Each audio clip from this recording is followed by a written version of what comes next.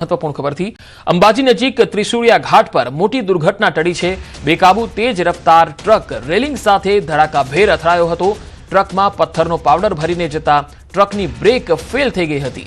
ટ્રકની brake fail થતા બેકાબુ બનેલો truck railing સાથે ટકરાઈ ગયો। આખી ઘટના સીસીટીવીમાં પણ કેદ થઈ છે। તસવીરોમાં જોઈ શકાય છે અંબાજીનો આ બનાવ છે। મજબૂત રેલિંગ ચાલકની જે બેદરકારી જે હતી એ પણ અને ખાસ તો ટ્રકની જે બ્રેક હતી એ પણ ફેલ થઈ ગઈ હતી, જેના કારણે તેણે સ્ટીયરિંગ પરનો કાબુ ગુમાવી દીધો। પરંતુ ટ્રક જે છે એ ફૂલ સ્પીડમાં પણ આવી રહ્યો હતો, એ તસવીરોમાં જોઈ શકાય છે। ત્રિશુળિયા ઘાટ પર આ મોટી દુર્ઘટના ટળી ગઈ છે। બેકાબુ તેજ રફતાર ટ્રક રેલિંગ સાથે અથડાઈ ટ્રકમાં પથ્થરનો પાવડર ભરીને લઈ જવાઈ રહ્યો હતો, પરંતુ ટ્રકની બ્રેક ફેલ થઈ ગઈ અને ડ્રાઈવર એ સ્ટીયરિંગ પરથી કાબુ ગુમાવી દીધો હતો અને આ જે ટ્રક છે એ બેકાબુ થઈ ગયો અને રેલિંગ સાથે ટકરાયો હતો।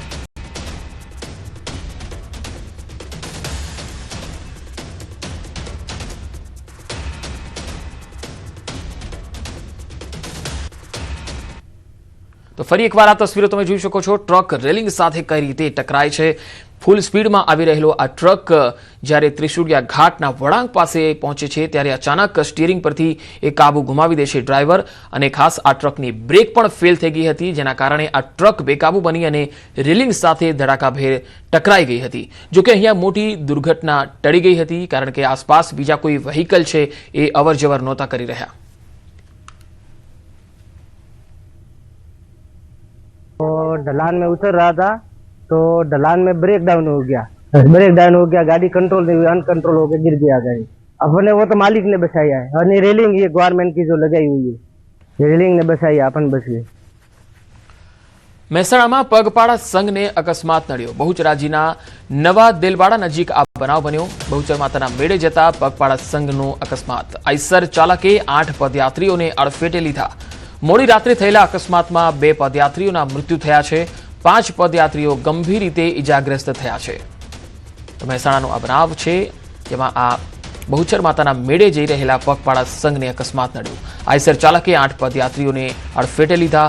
મોડી રાત્રે થયેલા અકસ્માતમાં 2 પદયાત્રીઓના મોત થયા, જ્યારે 5 પદયાત્રીઓ ગંભીર રીતે ઘાયલ થયા છે, જેમને સારવાર માટે હોસ્પિટલમાં લઈ જવામાં આવ્યા છે। બહુચરાજીના નવા દેલવાડા નજીકનો આ બનાવ છે।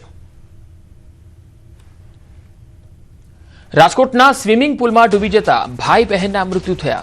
7 વર્ષીય દીપેશ ભંડારી અને 5 વર્ષીય દીપિક્ષા ભંડારીના મૃત્યુ થઈ ગયા। બંને મૃતક ભાઈ બહેનની લાશને પીએમ અર્થે પોસ્ટમોર્ટમ રૂમ ખાતે ખસેડવામાં આવી। રાજકોટના રૈયાધાર વિસ્તારમાં આવેલ સોપાન હાઇટ્સમાં આ બનાવ બન્યો હતો। તસવીરોમાં પણ તમે જોઈ શકો છો। સગા ભાઈ બહેનના મોતથી નેપાળી પરિવારમાં શોકનો માહોલ છે। બનાવ સંદર્ભે યુનિવર્સિટી પોલીસ દ્વારા વધુ તપાસ કરવામાં આવી રહી છે।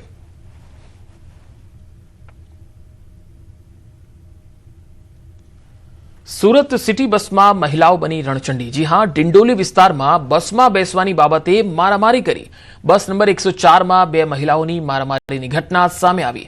महिलाओं आ मारामारी वीडियो पण सामे आवी रह्यो छे। बस में बेसवानी बाबते 2 महिलाओं आमने सामने आवी गई। एटलुं ज नहीं, बोलाचाली तो करी ज, परंतु एकबीजाने मारवा उपर आवी गई। आ सिटी बस में महिलाओं बेसवानी बाबते केवी रकझक करे छे, तमे तस्वीरों में जोई शको छो। आ विडियो सोशियल मीडिया में पण खूब ज वायरल थई रह्यो छे।